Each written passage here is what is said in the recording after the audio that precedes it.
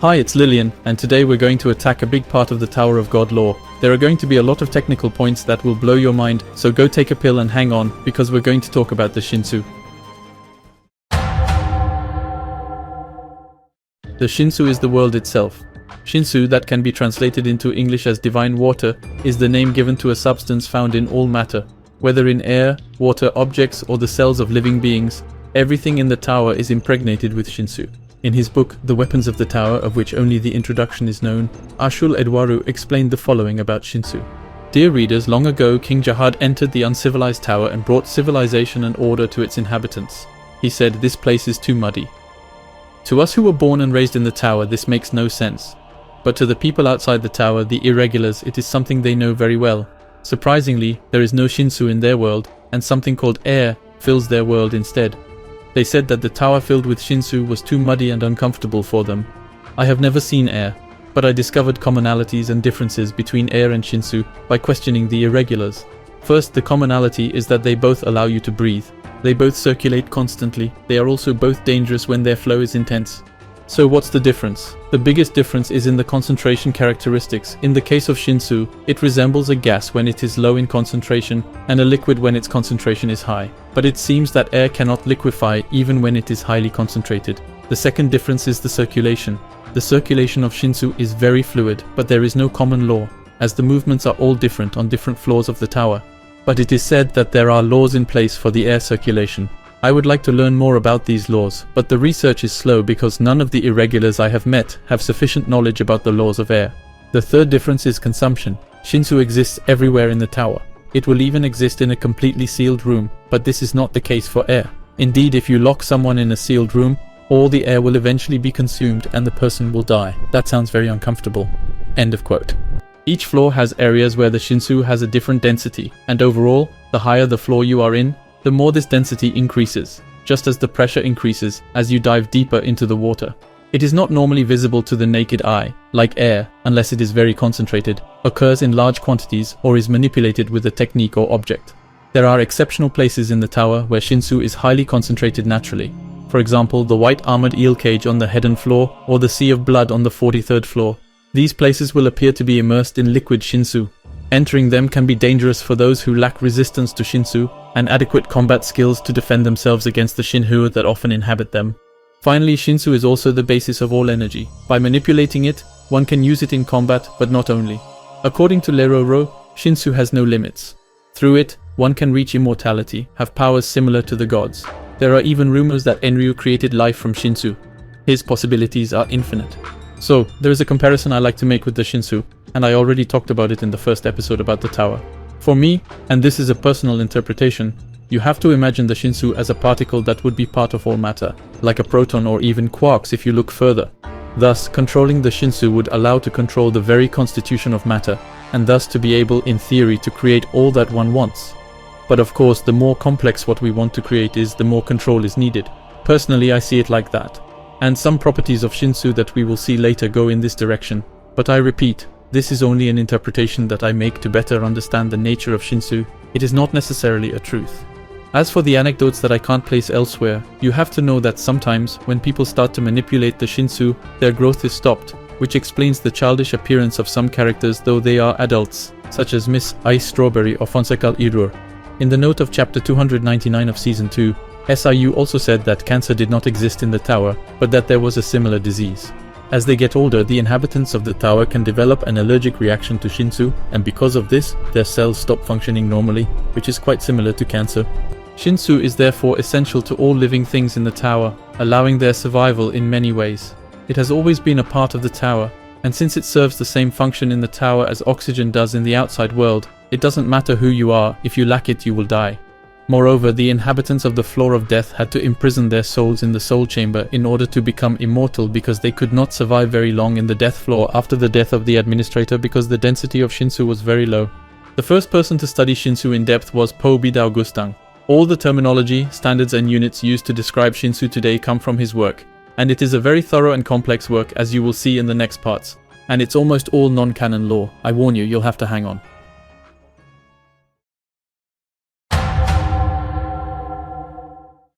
In fact, there is a difference between the natural Shinsu, which is present everywhere, and the Shinsu that we manipulate to do a little bit of what we want, but mostly to fight. And this is what we are going to talk about. We will start slowly with the manipulation of the Shinsu, which can be divided into two categories. The first one is the indirect manipulation via an object, for example.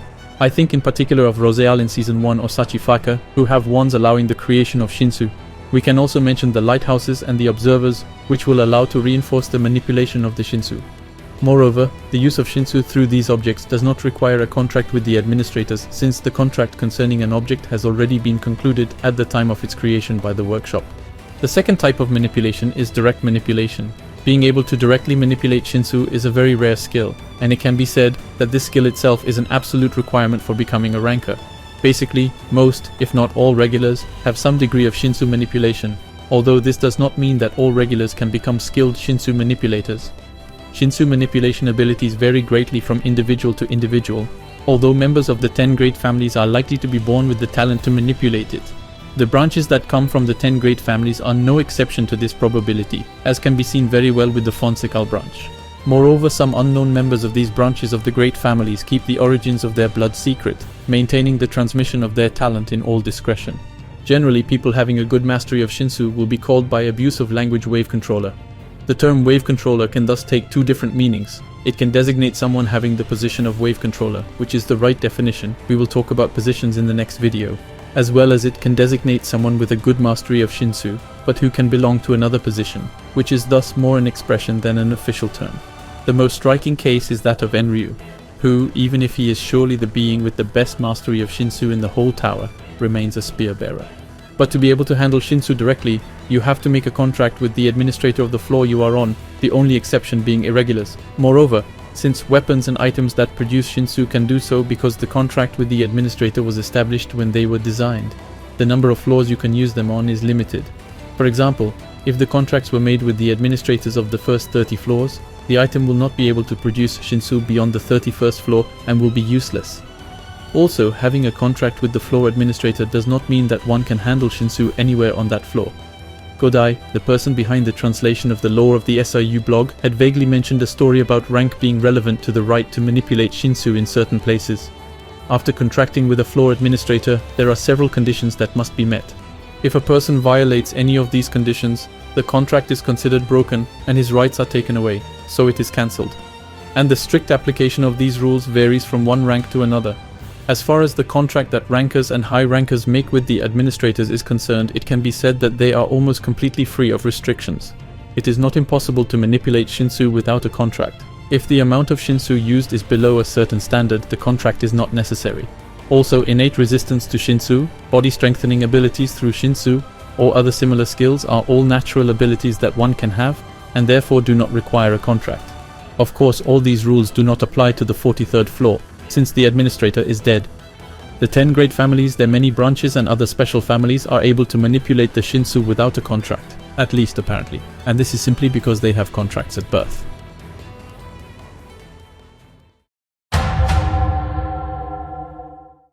Well, we've talked about the simplest, now you'll have to hold on a bit, it will get more complex. Depending on the group or the region, we call external manipulation of Shinsu water mastery or wind technique, the fact of using Shinsu to change the environment, to attack the opponent, etc. And when we try to quantify the Shinsu used, we find three notions. Bang, which can be translated as release, Myun, which can be translated as surface, and Su, which can be translated as water. Simply, it is the Su of Shinsu in fact, Shin meaning God or divine. The bang is the basic unit of Shinsu manipulation. To put it simply, when a regular produces 3 balls of Shinsu, he is said to produce 3 bang. As the number of bangs increases, the more difficult it becomes to manipulate them. So it is not necessarily possible to produce several bangs with a large surface area or density, but we will come back to this later. Excessive manipulation of bangs can exhaust the handler physically and mentally, and in severe cases can lead to death. If the controller is supported by a lighthouse, the manipulation of the bangs created can become much easier, but this does not mean that the number of bangs can increase. The myun refers to the size of a bang, its surface. 1 myun is equal to 1 pyong, which is a traditional unit of measurement used in Korea, and is equal to about 3.306 square meters. We can also calculate the volume, and knowing that 1 square meter is equal to 0.33 cubic meter in the case of a perfect sphere, 1 myun is therefore approximately equal to 1 cubic meter if the bang is spherical, as with the orb of Bam. However, since a bang is in most cases always in motion, and therefore has no fixed shape. Its surface fluctuates. The measurement of the myun is therefore based on the average surface of the bang. It can be said that the higher the myun of a bang can be manipulated, the larger the area in which Shinsu can be applied.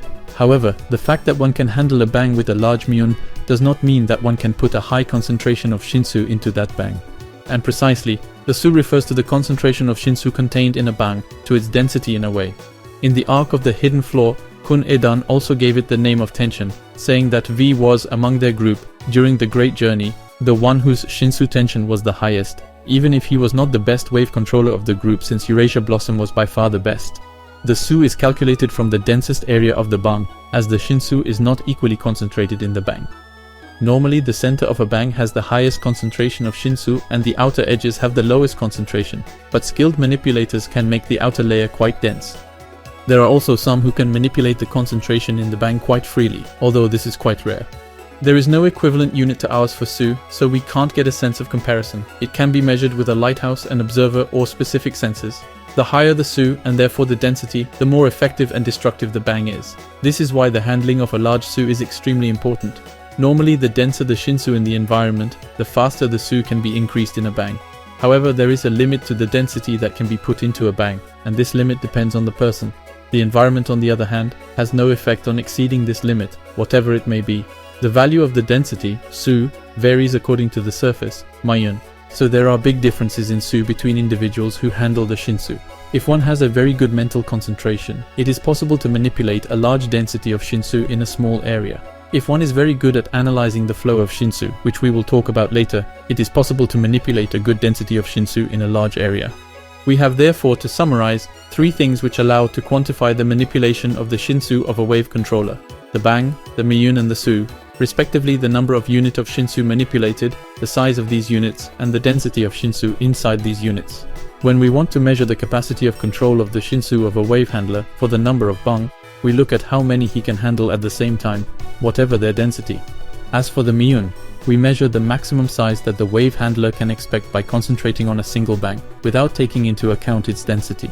And finally, for the Su, we also measure the maximum concentration that he can reach by concentrating on one bang, and without taking into account its surface.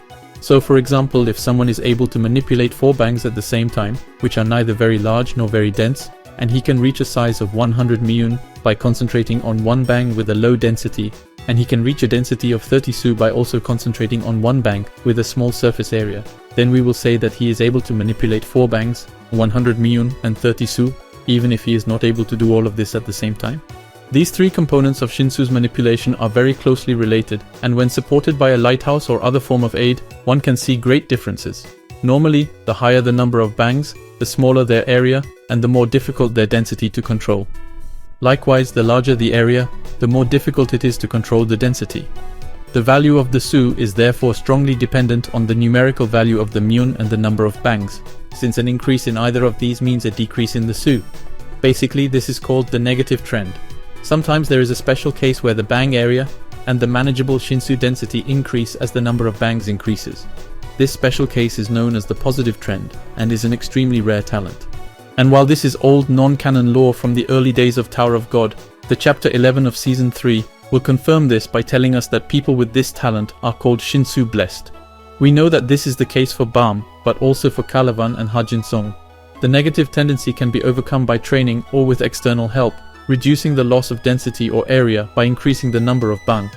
With this, the negative trend could turn into a zero trend in the best case, with no loss of density or area with increasing the number of bangs. However, it is not possible for the positive trend to manifest itself in this way. The positive trend remains an innate talent. Furthermore, having a positive trend does not mean that one can produce an infinite number of bangs. Increasing the number of bangs remains very difficult.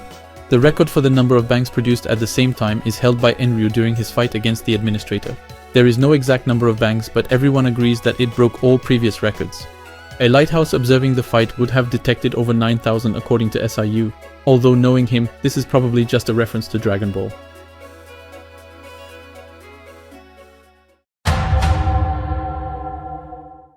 Well, if you are still here, be ready because we are going to attack the most complicated part. There are 2 main types of Shinsu manipulation: flow control and reverse flow control. Flow control consists in reading, analyzing the flow of the Shinsu, and manipulating it according to this flow. Although there is no predictable pattern or movement of the Shinsu flow, the Shinsu is flowing in certain directions at any given time, so it can be manipulated effectively by reading and using these temporary directional flows. To give you a comparison, SIU said that the Shinsu flow works in the same way as the London force. I'll digress for a moment to explain what it is so that you can better understand what he is talking about. As a reminder, all matter is composed of molecules, which are themselves composed of atoms, which are themselves composed of a nucleus made of protons and neutrons, which are themselves composed of quarks up and down, but that's not the point, and electrons which gravitate around this nucleus. Neutrons are neutral, but protons have a positive electric charge, and electrons a negative electric charge. Generally, atoms are electrically neutral, meaning that there are as many protons as electrons in an atom. When this is not the case, we call it an ion, a cation if the charge is positive, or an anion if it is negative. But in short, we will assume that we are only talking about a neutral atom. This atom, in its normal state, will have its electrons distributed homogeneously and will be called a non-polar atom. But since the electron density of atoms is probabilistic, there is a strong chance that at any moment, this density is not equally distributed throughout the atom. The electrons, which are negative, will be found in greater quantity at one point in the atom, which will polarize the atom, which we will therefore call a dipole. This atom will polarize another atom, which will be called an induced dipole, and they will both attract each other for a short time. And it is the force of attraction between these two polarized atoms that is called the London force. And this is how the flow of Shinsu works. This is one of the reasons why it is so difficult to control, because just like the forces of London, which can appear anywhere at any time, the flow of Shinsu is unpredictable and constantly changing. So you have to constantly analyze that flow and adapt to it, which is horribly complex. And it is because Baum can do it instinctively on the first try that he is considered as a genius. Once you start manipulating the Shinsu in one direction, it's hard to change direction. It is also London's force that allows noble gases or molecules like dinitrogen or methane to liquefy, which can be paralleled by the fact that Shinsu can liquefy, especially when you control its flow. The biggest advantage of flow control is that it allows the handler to manipulate a large amount of Shinsu without much effort. Flow control is also much faster than reverse flow control, which does not allow the handler to manipulate as much Shinsu. Sometimes you can take advantage of the enemy's Shinsu bang flow to take over. Of course, the most important part is to read the current flow of Shinsu and find the optimal point, the best way to use it. In fact, since the flow of Shinsu is chaotic and random, there will be short moments when the enemy's bang is actually heading towards the user. It is at this point that one can take advantage of this brief moment by turning the Shinsu against the enemy. This also applies to the strengthening of the body by Shinsu. Every living organism has an individual flow of Shinsu. By using this flow, one can heal oneself or others, or grant oneself many abilities. Of course, the opposite is also possible. If one strengthens or accelerates the flow of Shinsu in one's own body, one can strengthen and accelerate one's own body, but one can also inflict a proportional amount of internal damage on oneself, like Ran with his lightning pill. This also applies to others. If we manipulate our enemy's Shinsu flow beyond its limit, the enemy will be reduced to nothing more than a skin, like a burst water balloon. A very famous case is that of Eurasia Blossom, the head of the Eurasia family, one of the 10 great families, and notably the person who showed the best and most destructive control of Shinsu in the history of the tower. She proved that by simply accelerating the Shinsu in an area, she could instantly kill 99% of the population living there. Secondly, reverse flow control involves manipulating the Shinsu by forcefully changing its flow. It is slower than flow control and allows the user to manipulate a smaller amount of Shinsu, as I said earlier. Reverse flow control is mainly used to destroy or stop the enemy. It requires more caution than flow control. In fact, to use reverse flow control, one must be able to read the flow of the Shinsu even better than for flow control. Of course, one doesn't need to be talented to handle the flow as with flow control. Instead, you have to smash, block, and break the flow and make it your own. Although this may seem very destructive, flow control is actually better at destroying things. Of course, it would be wiser not to create situations in which we need to use reverse flow control, but if we ever fall into a situation in which we need to use it, SIU advises us to listen to the wise words of Lightpen, the current vice president of the research association founded by Po Bidalgustang. Only one thing is needed to defeat an enemy using reverse flow control: be extremely more powerful than him. In fact, it is by using this reverse flow control that Baum is able to temporarily immobilize opponents weaker than him. Also, in terms of stopping objects, you just have to manipulate the Shinsu that is around the object, which is different from the reverse flow control. And it gets harder and harder as the object gets further away. It is known that some objects are made in such a way that they are difficult to control, like Wangnan's Shinsu bombs or in general, anything that contains suspendium. But anyway, I'm telling you this because it's a tip from a SIU tweet that I didn't know how else to put. Some talented wave controllers in the tower are able to achieve the exploit of using flow control and reverse flow control simultaneously. SIU said it was like being able to play table tennis against two opponents at once while holding a racket in each hand. The best example is the wave explosion technique, a technique taught only to Fuji members and seen regularly throughout history with different variations. It is a very destructive technique. Once our body is in contact with our opponent's body, we force the manipulation of the reverse flow of Shinsu in his body by accelerating the flow inside our own body. We then control the flow of the return shock inside our own body to protect ourselves from the backlash. It is a dangerous technique that destroys everything in contact with our body while leaving us completely unharmed. By the way, techniques that use the Shinsu of the opponent's body are called close control techniques.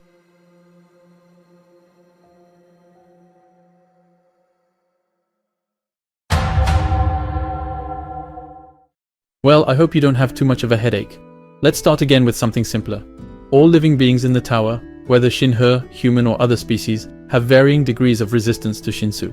If its density is much higher than can be resisted, it can cause pain, nausea, bleeding, or even death to a person. In fact, Shinsu is a source of friction when objects move through it, as the wind can be for us.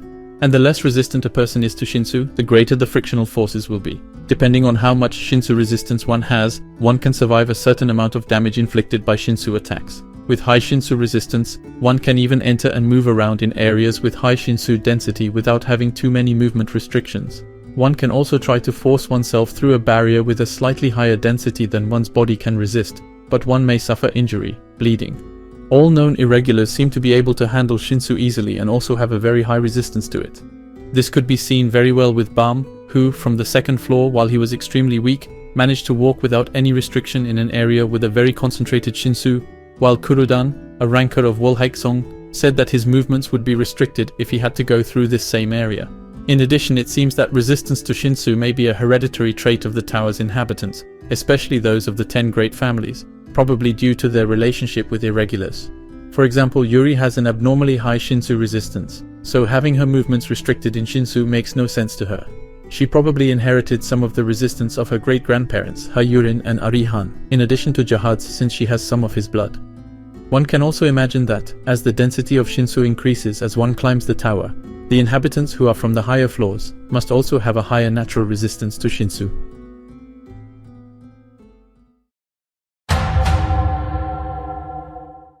Then, there is still an aspect of Shinsu to take into account, and that was revealed in the arc of the hidden floor by Kun Edan. It is the notions of quality and form. These notions may have seemed complicated to understand because they were rather confusing due to the English translation which used different words to designate the same things, but it is actually very simple. So first of all, the quality of Shinsu is sort of the element that you give to your Shinsu. For example, we know that Kun Edan, or rather his data version in the hidden floor, which dates back to the time of the Great Journey, mastered 3 different qualities including electricity and ice, although it is likely that the real Kun Edan mastered more. There is Jahad, whose main quality seems to be gold, Aguero, who has ice, Rak, who has rock, and people like Evankel, Quetro, Ehwa, or all the members of the Yon family, who have fire. One can also speculate on the existence of other qualities, such as the ancient monster of Kel Helam, who seems to master vegetation, or the 2 indirect descendants of the natives, Hessa and his brother, who seem to master earth and steel respectively. We can also speculate on the quality of some characters, as for example Karaka, whose quality seems to be darkness. In general, we can imagine a lot of possible qualities. Also, just to be clear, Bam hasn't found the quality of his Shinsu at first, but only his form. We will have to wait for his fight against Jahad to discover the true quality of his Shinsu, this kind of black Shinsu that seems to devour everything. By the way, another thing to know is that the quality can be manifested either internally, like with Kunran and his lightning pill, or externally, like when Evankel burns everything that moves. And then, as for the form, it's also quite simple. It's simply the form that you give to your Shinsu bangs.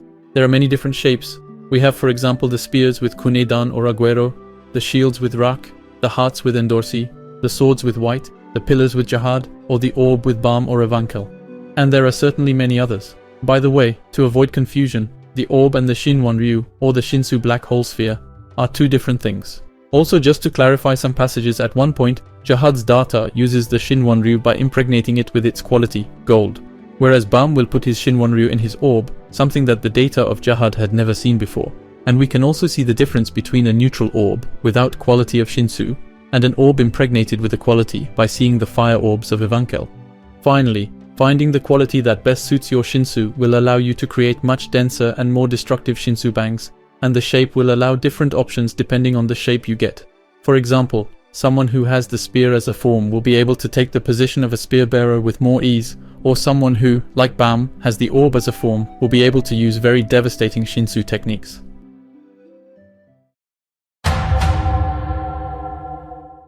Finally, there is one last thing that has nothing to do with Shinsu and that should not be confused, and since it is quite important but there is not enough to make a complete video about it, I will talk about it here. It's about magic, or spells depending on the translation. Magic is a mysterious power that seems to have always existed in the tower. People who can use spells are often called wizards or sorcerers. Moreover, magic is known to be a taboo subject in the Jahad family, and this may have something to do with the fact that Arlen Grace had a great mastery of magic. But anyway, this is speculation. In any case, there are 3 rules to follow regarding magic. The first is that a spell must have predefined rules, which must not be broken under any circumstances. The second is that it is necessary to have the help of a powerful intermediary, or an absolute divine being. And finally, the third is that the rank of a spell depends on the intermediary through which it passes. Throughout the series, magic will have had several very varied uses. We have all the magic that White has used, like the magic he uses to merge with his siblings, or the magic he uses to absorb souls. We have the magic inside the 13 months, which is so powerful that not even an administrator can't break it. Jahad also placed a spell on these same weapons, so that the person who activated 2 of the 13 months at the same time would be possessed by the ghost of the 13 months, the spirit of a former candidate for Princess of Jahad, who had failed and held a grudge against the other princesses.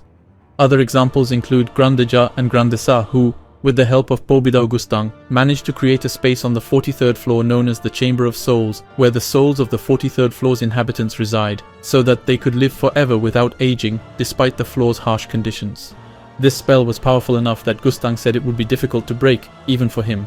We can also mention some regulars who use magic in battle like Anna, Sachi Faka with his rose stems, Levi, the regular sponsored by Jahad's army that we saw in the Last Station arc, who showed that he mastered at least 3 very powerful spells. Curse of the Question Mark, a spell that causes the opponent to suffocate if they don't answer the question they are asked. Deadly Blizzard, a spell that corrupts the souls of the people it touches and drives them to suicide. And Hair of an Ancient Saint, which turns the user into hair, allowing them to escape easily. This shows how cheated magicians can be. But unfortunately for Levi, he ran into Bam and Rak. Finally, there is Yule, who has a spell that gives the snakes in his hair the power to inject a poison that paralyzes the target and can even kill him. We can also add the 4 elite magicians who put a special spell on the Heart of Doom under the order of Kelhelm, Kunikadi in the Hidden Floor, Lopobia Elaine with his wolf that inflicts wounds that do not heal. Anyway, there are surely many others. But I want to remind you that Arlen Grace was a very powerful magician, and that she used a magic that prevented Bam's body from rotting after Jahad killed him. Finally, there may be spells imbued in objects like the Dawn Bell, or the sheet Garam uses to lock up the ghost of the 13 months, or structures like the second defensive wall of the nest, or the defensive walls surrounding the bases of the 10 great families, which have a protection spell that only Jahad and the heads of the great families can break in theory. And if I say theoretically, it's because it seems that Bam can break almost any spell. Yule's or Levi's spell was ineffective against him, and he was able to cancel, even if only for a short time, the spell that protected the second wall of the nest. The only spell he didn't cancel was Elaine's wolf spell, during his fight in the Name Hunt arc. It is not known if disabling magic is a unique gift he possesses, or if it is a usual characteristic for an irregular. Well, I know that there were a lot of notions that are really the basis of Shinsu, and that maybe are not really used in the fights, but I think that they allow to better understand what Shinsu is and its logic in the fights. I also didn't tell you much about the existing Shinsu techniques, simply because there are too many of them, and it won't be that interesting, even if there is some info that can come from the SIU notes for some. At worst, you have a list of all the techniques on the wiki. Also, don't forget that there is not only Shinsu or magic that makes fights, far from it. There is of course the pure physical strength, but also very important components that will be the subject of the next 2 lore videos, the positions and the weapons and items. Anyway, I hope you enjoyed it, that I didn't confuse you too much and that I was clear in my explanations. You can like, comment and all, and we'll meet again for the next lore video about the positions in battle.